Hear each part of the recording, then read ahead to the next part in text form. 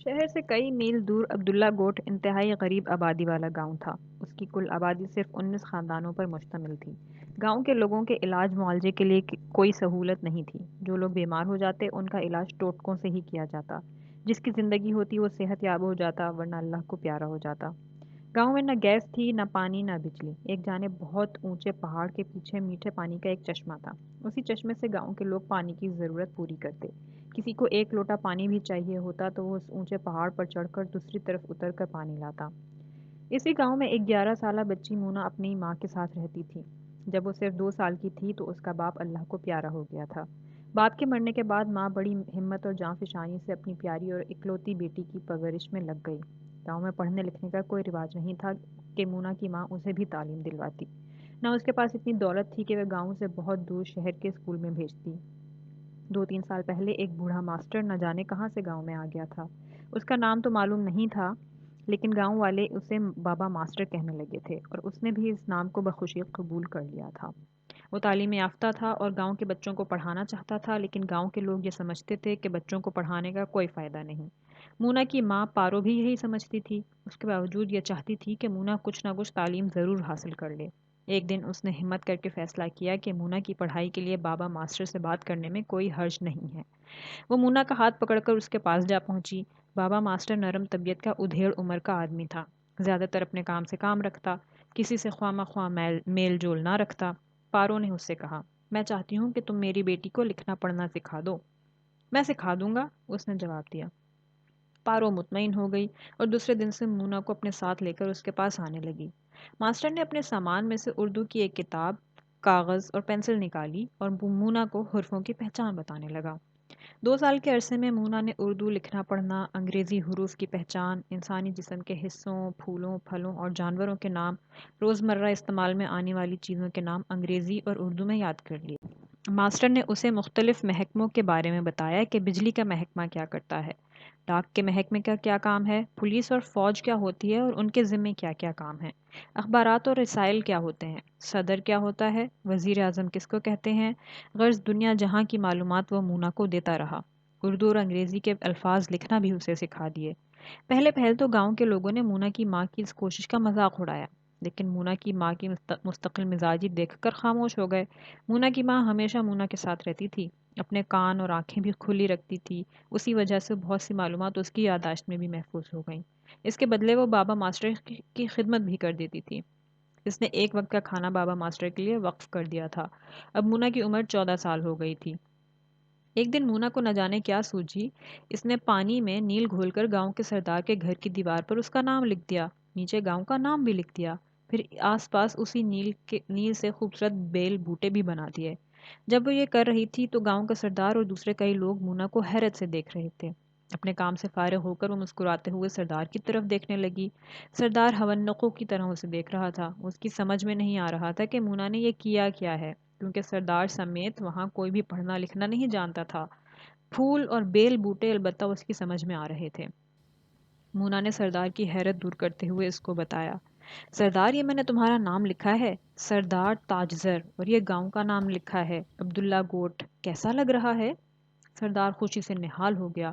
وہ کبھی مونا کے ہاتھوں کو چومتا، کبھی ماتھا چومتا۔ وہ کہہ رہا تھا، مجھے نہیں معلوم تھا کہ میرے گاؤں کی ایک بیٹی اتنا پڑھ لکھ جائے گی کہ میرا نام اور گاؤں کا نام لکھنے لگے گی۔ گوٹھ والوں سن لو، میں تم سب کا سردار ہوں لیکن مونا کا تابعدار ہوں۔ میں نے پہلی بار اپنے نام کو کہیں لکھا ہوا دیکھا ہے۔ آج سے مونا میری بیٹی ہے، بلکہ مجھے اپنی بیٹیوں سے بھی زیادہ عزیز ہے۔ اس دن گاؤں کے کئی افراد اپنے بچے بابا ماسٹر کے پاس لے کر آئے اور اس سے کہنے لگے، ہمارے بچوں کو بھی پڑھا دو۔ لیکن اسے سب کو ڈانٹ ڈپٹ کر بھگا دیا کہ بھاگ جاؤ، پہلے پڑھنے نہیں آتے تھے، اب مونا کی عزت دیکھ کر للچا رہے ہو، بھاگ جاؤ۔ ایک دن مونا کو کہیں سے اخبار کا ایک صفحہ مل گیا، اسے پڑھنے لگی۔ پھر اس کی نظریں ایک مقام پر ٹھہر گئیں جہاں موٹے حروف میں مراسلات لکھا تھا۔ ماسٹر نے اسے مراسلات کے بارے میں بتایا تھا کہ اپنے علاقے کے مسائل لکھ کر اگر اخبارات کو بھیج دیے جائیں تو وہ اوپر بڑا بڑا مراسلات لکھ کر نیچے خط شائع کر دیتے ہیں اور پھر مسائل کے حل کی کوئی نہ کوئی صورت نکل آتی ہے۔ آج اخبار میں لکھے ہوئے 5 مختلف خطوط اس کے سامنے تھے۔ ان مراسلوں کو پڑھ کر اسے اندازہ ہو گیا کہ مراسلے کس طرح لکھے جاتے ہیں۔ اس نے سوچا کہ کیوں نہ میں بھی اپنے گاؤں کے مسائل لکھ کر اخبار کو بھیج دوں، شاید یہاں کی قسمت بھی بدل جائے۔ ماسٹر نے بتایا تھا کہ مراسلے صدر، وزیر اعظم یا گورنر یا وزیر اعلیٰ کے نام بھی لکھے جا سکتے ہیں۔ اسے لکھنا آتا تھا۔ اس نے صدر اور وزیر اعظم کے نام تفصیل سے ایک مراسلہ لکھا جس میں گاؤں کے ایک ایک مسئلے کو تفصیل سے بیان کیا۔ ماسٹر سے پوچھ کر گاؤں کا پتہ لکھا، پھر وہ لفافہ لے کر ماں کے ساتھ سردار کے پاس پہنچ گئی۔ وہ حقہ پی رہا تھا، اسے دیکھ کر کھڑا ہو گیا، پھر اس کی پیشانی پر بوسہ دے کر اس کے ہاتھ چومے اور پوچھا، میری بیٹی کس کام سے آئی ہے میرے پاس؟ مونا نے کہا، سردار آج تمہیں ایک بہت اہم کام کرنا ہے۔ یہ لفافہ لو، میں نے شہر کے سب سے بڑے اخبار کے لیے لکھا ہے۔ اس میں اپنے گاؤں کے سارے مسائل لکھے ہیں۔ تم جلد از جلد کسی بھی طرح قریبی شہر میں جا کر ڈاک خانے سے اس پر ٹکٹ لگا کر یہ لفافہ ڈاک خانے کے حوالے کر دینا۔ سردار نے کہا، بیٹی میں یہ اہم کام ضرور کروں گا۔ وہ اسی شام شہر کی طرف روانہ ہو گیا۔ 15 دن بعد ایک جیپ میں سوار 4 افراد عبداللہ گوٹھ میں داخل ہوئے۔ وہ مونا کے گھر کا پتہ پوچھ رہے تھے۔ آن کی آن میں پورے گاؤں میں ان کی آمد کی خبر پھیل گئی۔ لوگوں نے انہیں مونا کے گھر تک پہنچایا۔ انہوں نے مونا کو بتایا کہ ہم اسی اخبار کے صحافی ہیں جس میں تم نے مراسلہ لکھا تھا۔ آج ہم یہاں کا تفصیلی دورہ کرنے آئے ہیں۔ انہوں نے مونا کو پھولوں کے گلدستے دیے، شہر سے لائی ہوئی بہت سی چیزیں بھی اسے دیں۔ انہوں نے مونا اور اس کی ماں کی تصویریں بنائیں، ایک تصویر سردار کی بھی بنائی، پورے گاؤں کا دورہ کیا اور مختلف مقامات کی درجنوں تصویریں کھینچیں۔ مختلف لوگوں سے گاؤں کے مسائل کے بارے میں گفتگو کی۔ مونا، اس کی ماں اور سردار ان کے ساتھ ساتھ تھے۔ رات ہو چلی تھی، اگرچہ وہ واپس جانا چاہتے تھے لیکن گاؤں والوں نے انہیں روک لیا اور ان کی مہمان نوازی کی۔ صبح جاتے جاتے وہ خوشخبری دے کر گئے کہ لوگ جلد عبداللہ گوٹھ کے حالات بدلتے ہوئے دیکھیں گے۔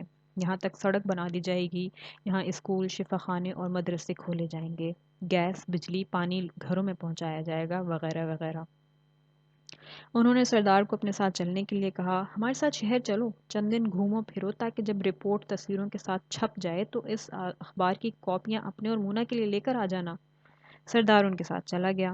10 دن بعد جب وہ واپس آیا تو اس کے ہاتھ میں اخبار کی درجنوں کاپیاں تھیں جس میں مونا کی تصویریں خوب نمایاں انداز میں چھپی تھیں۔ اخبار میں عبداللہ گوٹھ پر فیچر چھپا ہوا تھا۔ مونا نے گاؤں والوں کو اخبار میں چھپے فیچر کی ایک ایک سطر پڑھ کر سنائی۔ پھر صرف 2 مہینے گزرے تھے کہ عبداللہ گوٹھ کی ترقی کا کام شروع ہو گیا۔ اعلیٰ افسران نے خود تشریف لا کر ترقی کے کاموں کا افتتاح کیا۔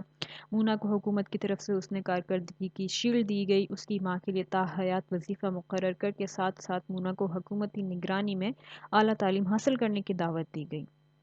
مونا کو اس پیشکش پر سب سے زیادہ خوشی ہوئی اور اس نے فوراً قبول کر لی۔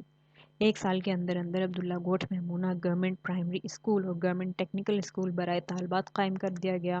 20 بستروں کا ایک ہسپتال جس میں ایک ایمبولینس بھی ہر وقت سروس کے لیے تیار تھی قائم کر دیا گیا۔ مونا کی خواہش پر اس کا نام بابا ماسٹر کے نام پر بابا ماسٹر گورنمنٹ ہاسپٹل رکھا گیا۔ عبداللہ گوٹھ کی گلیاں اور سڑکیں پختہ ہو گئیں، ٹیوب ویل لگا کر میٹھے پانی کا مسئلہ حل کر دیا گیا، کاشتکاری کے لیے ٹریکٹر اور دیگر زرعی آلات مہیا کر دیے گئے۔ عبداللہ گوٹھ کو شہر سے ملانے والی سڑک جو 3 میل تک پکی بنا دی گئی تھی اسے سردار تاجزر کے نام سے منسوب کر دیا گیا تھا۔ شہر تک جانے اور واپس آنے کے لیے بس سروس کا انتظام بھی کر دیا گیا۔ مونا کو قریبی شہر کے ایک اسکول میں داخل کر دیا گیا۔ وہ حکومت کے خرچ پر پڑھنے اور اسکول کے ہاسٹل میں رہنے لگی۔ مونا کی بدولت اب عبداللہ گوٹھ جیسے گمنام گاؤں کا شہر سے رابطہ ہو چکا تھا۔